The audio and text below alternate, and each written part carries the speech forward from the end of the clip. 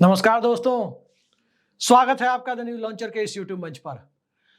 दोस्तों, अभी कुछ महीने पहले ही जब राहुल गांधी के मामले पर सुनवाई चल रही थी सुप्रीम कोर्ट में, जिस मामले में राहुल गांधी की सदस्यता चली गई थी, मानहानि वाले मामले में, उसमें सुप्रीम कोर्ट के एक विद्वान न्यायाधीश महोदय की बड़ी रोचक टिप्पणी थी।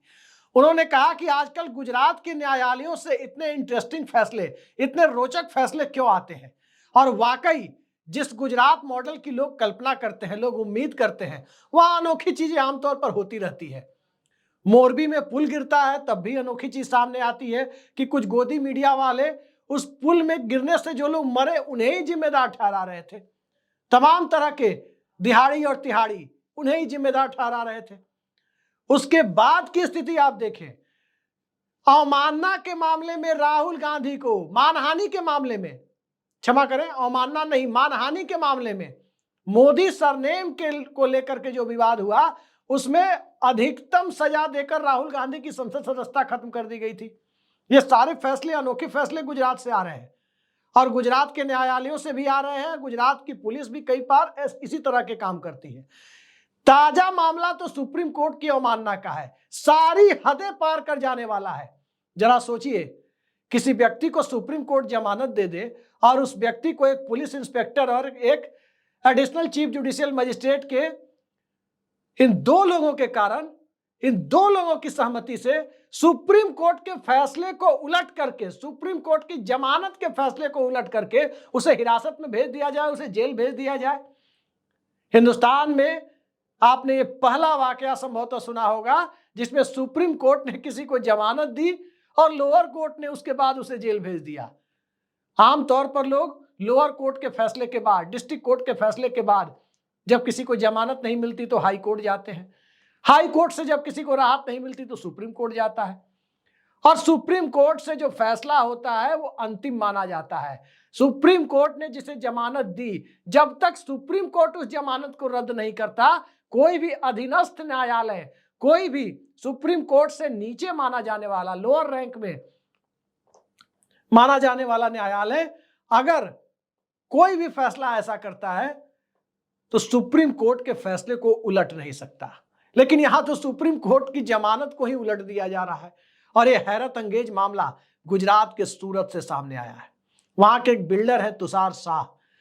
तुषार शाह पर 1,65,00,000, लगभग 1.65 करोड़ की धोखाधड़ी के एक मामले में सूरत की वेसु पुलिस ने मामला दर्ज किया।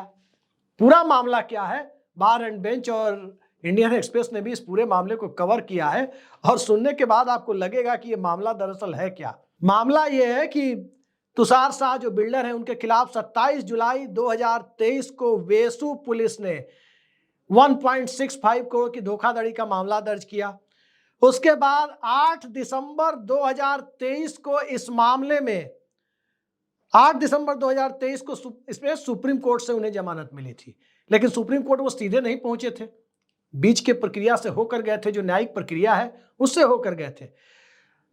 न्यायिक प्रक्रिया से उन्हें नीचे राहत नहीं मिली, वो सुप्रीम कोर्ट पहुंचे थे, लोअर कोर्ट, फिर हाई कोर्ट, फिर सुप्रीम कोर्ट।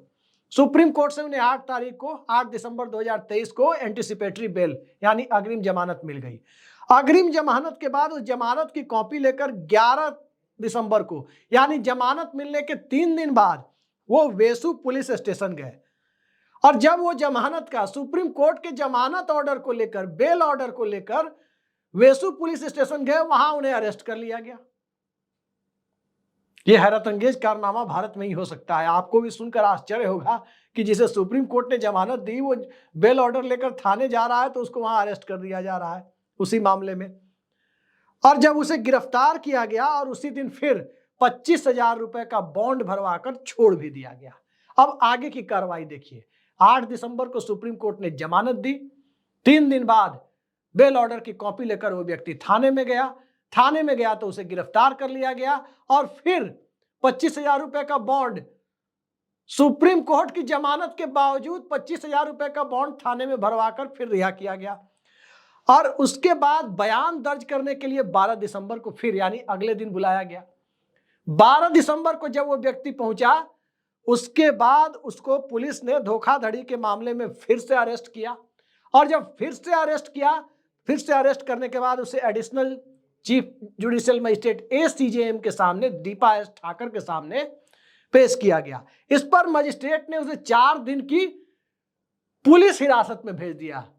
4 दिन की पुलिस हिरासत मतलब सुप्रीम कोर्ट ने जिसे जमानत दे दी, उससे पहले तो थाने ने बॉन्ड भरवाया और फिर अगले दिन उसे गिरफ्तार किया और फिर उसके बाद लोअर कोर्ट में यानी एडिशनल चीफ जुडिशियल मजिस्ट्रेट जो डिस्ट्रिक्ट कोर्ट में होते हैं, उन्होंने 4 दिन की जेल उसे दे दी, 4 दिन की पुलिस हिरासत में भेज दिया। और उसके बाद पुलिस हिरासत में जैसा आरोप था कि तुषार शाह को धमकाया भी गया, पीटा भी गया। पुलिस हिरासत में तुषार शाह को धमकाया गया, पीटा गया। मामला उसके बाद फिर पहुंचा सुप्रीम कोर्ट जनवरी के महीने में। मामला सुप्रीम कोर्ट में जब पहुंचा जनवरी के महीने में, जनवरी 2024 में, इसी साल, तो सुप्रीम कोर्ट ने इसे अवमानना माना। जस्टिस BR गवई और संदीप मेहता की बेंच में मामला पहुंचा। सुप्रीम कोर्ट ने इसे साफ साफ अवमानना माना और अवमानना के दायरे में, याद रखिए, सिर्फ और सिर्फ वेसु के पुलिस इंस्पेक्टर को ही नहीं बल्कि जेल भेजने वाले additional chief judicial magistrate Deepa S Thakar को भी लाया गया। और जब दोनों को लाया गया, उसके बाद अब जो फैसला आया है, उस फैसले में दोषी पाया गया है, सुप्रीम कोर्ट की अवमानना का दोषी पाया गया है। 2 सितंबर को दोनों को सजा सुनाई जाएगी। हिंदुस्तान के इतिहास में, न्यायपालिका में इस तरह की चीज आपने नहीं सुनी होगी कि सुप्रीम कोर्ट ने किसी को जमानत दी और जमानत सुप्रीम कोर्ट ने दे दी, उसके बाद उसे थाना पुलिस गिरफ्तार कर ले, फिर डिस्ट्रिक्ट की कोर्ट में मजिस्ट्रेट के हाथ से उसे हिरासत में भेज दिया जाए। तो फिर जमानत का मतलब क्या रह गया? सुप्रीम कोर्ट की जमानत का क्या मतलब रह गया? आमतौर पर निचली अदालतों ने से जमानत नहीं मिलता तो लोग ऊपर जाते हैं, या निचली अदालत से किसी को जमानत मिल जाता है, उसका विरोध करने वाला कोर्ट वाला व्यक्ति ऊपर की कोर्ट में, ऊपर की अदालत में जाता है। और जब ऊपर की अदालत में वो व्यक्ति जाता है, जो व्यक्ति किसी भी फैसले से संतुष्ट या असंतुष्ट होता है, खासकर जमानत का ही मामला ले, तो ऊपर का की कोर्ट ये फैसला करती है कि जमानत को रद्द करना है या जमानत को बरकरार रखना है। लेकिन गुजरात मॉडल का अनोखा कारनामा देखिए कि ऊपर की कोर्ट ने जिसे एंटीसिपेटरी बेल दे दिया, जिसे जमानत दे दी, उसे नीचे की कोर्ट जेल भेज दे रही है। शायद यही गुजरात मॉडल है जिस गुजरात मॉडल का सपना 2013-14 से आपको दिखाया गया, और इसी गुजरात मॉडल को पूरे देश पर थोपने की कवायद पूरे देश में लंबे समय से की जाती रही। और इस गुजरात मॉडल का अनोखा अनोखा कारनामा आपने पहले भी सुना होगा। राहुल गांधी पर जो अवमानना का मुकदमा था, दरअसल राहुल गांधी ने जो बयान दिया था वो दिया था कर्नाटक में, जिसमें मोदी सरनेम वाला विवाद आया। और जब कर्नाटक में वो बयान दिया चुनावी सभा में, उसके बाद जिस व्यक्ति ने इस पर मुकदमा किया उसका सरनेम कुछ दूसरा था। उसने अपना उपनाम बदला, यानी सरनेम बदला और सरनेम बदलकर मोदी किया। फिर उसने मुकदमा दर्ज किया, वो भी गुजरात में। और जब मुकदमा दर्ज किया उसके बाद उस पर सुनवाई हुई, फिर जो मानहानि की अधिकतम सजा होती है वो सीधे दे दी गई। कोर्ट ने उन्हें दोषी भी मान लिया कि राहुल गांधी ने अवमानना की है और अधिकतम सजा भी दे दी। अवमानना या कोई भी मुकदमा जब पहली बार किसी व्यक्ति के खिलाफ जाता है तो क्या पहले मामले में अधिकतम सजा दी जाती है या पहले मामले में स्पष्टीकरण भी पूछा जाता है? लेकिन यहां सीधे सजा दे दी गई। यह फैसला भी गुजरात से हुआ और संयोगवश सूरत से ही हुआ। सूरत शहर का एक बहुत बड़ा इतिहास रहा, बहुत गौरवशाली इतिहास है। लेकिन आजकल जो फैसले आते हैं उसमें सूरत की कोर्ट से खासकर इसी तरह के फैसले आते हैं। सबको सुनकर आश्चर्य होता है कि हो क्या रहा है।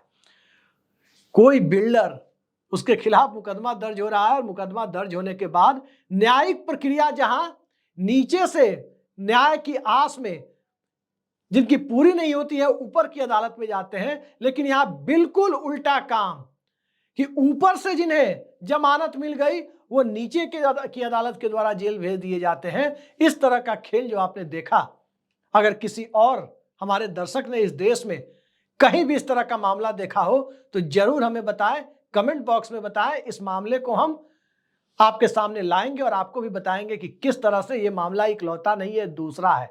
दरअसल गुजरात का मामला सिर्फ गुजरात का नहीं है, यह मामला पूरे देश की न्याय व्यवस्था पर सवाल है।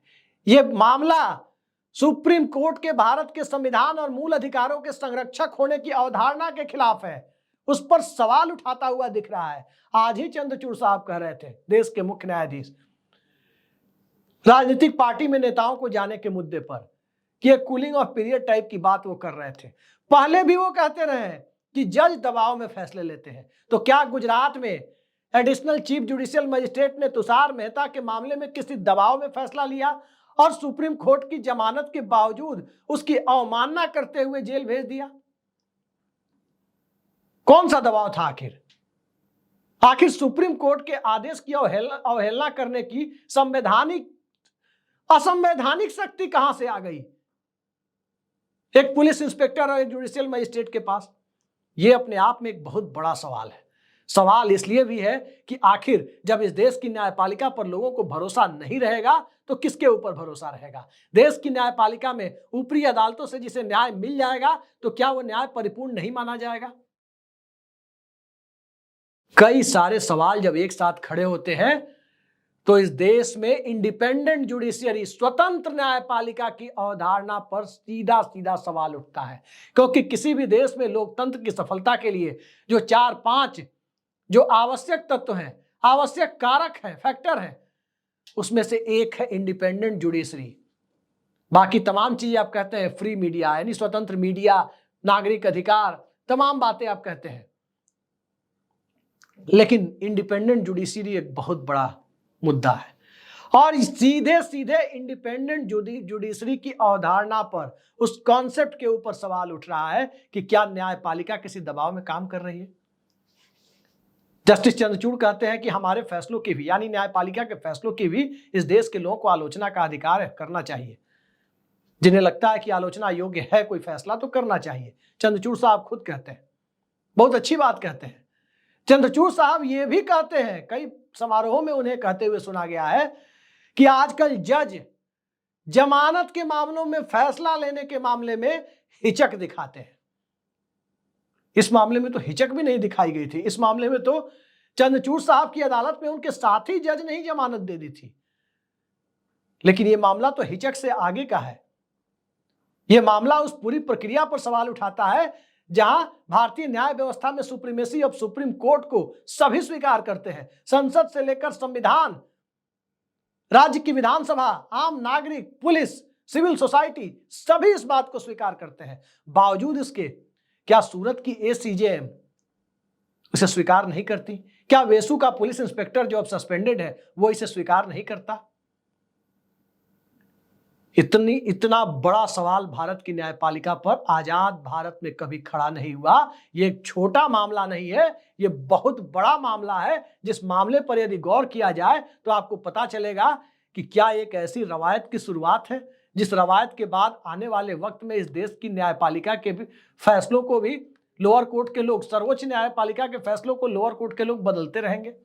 इस खतरनाक खेल का हिस्सा यदि इस देश में कोई भी खेल रहा है, चाहे कोई संस्था हो, कोई व्यक्ति हो, कोई राजनीतिक दल हो, कोई सिस्टम हो, जो भी हो, समाज का कोई भी हिस्सा हो, इस खतरनाक खेल को खेल रहा है, तो निश्चित तौर पर दुनिया के सबसे बड़े लोकतंत्र और इस लोकतंत्र की सफलता के ऊपर, यहाँ इंडिपेंडेंट जुडिशरी की अवधारणा के ऊपर एक बहुत बड़े धब्बे के तौर पर इसे देखा जाना चाहिए। अवमानना का दोषी तो मान लिया है, सितंबर महीने में सजा भी सुना दी जाएगी अवमानना की, लेकिन क्या यह अवमानना की सजा इतनी बड़ी होगी कि आगे से कोई इस तरह की जरूरत ना कर सके?